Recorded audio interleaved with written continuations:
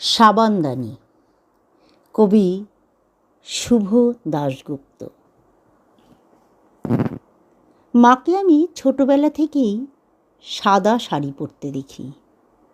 আমার জন্মের 8 মাস পরে হঠাৎ আমার বাবা চোখ বুজেছিলেন। সেই থেকেই মা মানেই সাদা শাড়ি, মা মানেই শিরা ওঠা হাতে দুগাছা ব্রোঞ্জের চুড়ি, ফাঁকা কপাল, ধু ধু সিঁথি, চোখ জুড়ে বিকেল, শুধু বিকেল।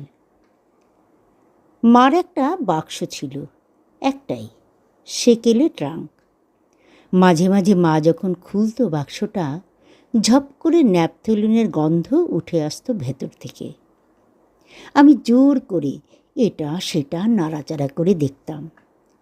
কি সুন্দর একটা সিঁদুরের কৌটো! মা বলতো, খুকি, তোর বিয়ের সময় তোকে দেব এটা। কি সুন্দর ঝলমলে একটা বেনারসি! মা বলতো, তোর বিয়ে হলে তখন তোকে দেব।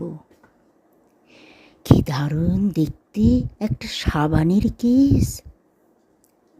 মা বলতো, এটা তোর বাবার।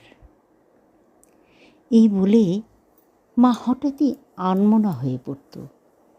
সাবানের কেসটা হাতে নিয়ে চুপ করে কি যেন ভাবতো মা। আমি জিজ্ঞেস করতাম, এটা দেবে না মা? মা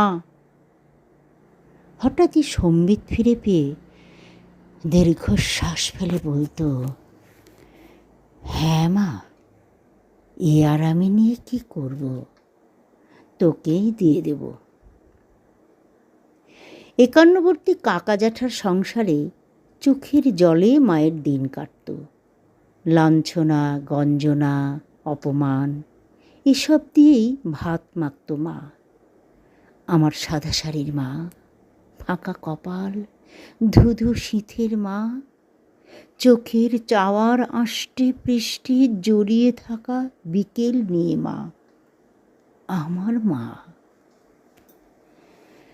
অভাগীরও মাঝে মধ্যে স্বর্গলাভ হয়। আমারও বিয়ে হলো, ভালো ঘর, ভালো বর। মামারা এসে দাঁড়িয়েছিল। কাকা জ্যাঠারা যে যার আলাদা বাড়ি করে দূরে চলে গিয়েছিল অনেক আগেই। বিয়ের সময় সেলাই করে সংসার চালানো আমার মা আমার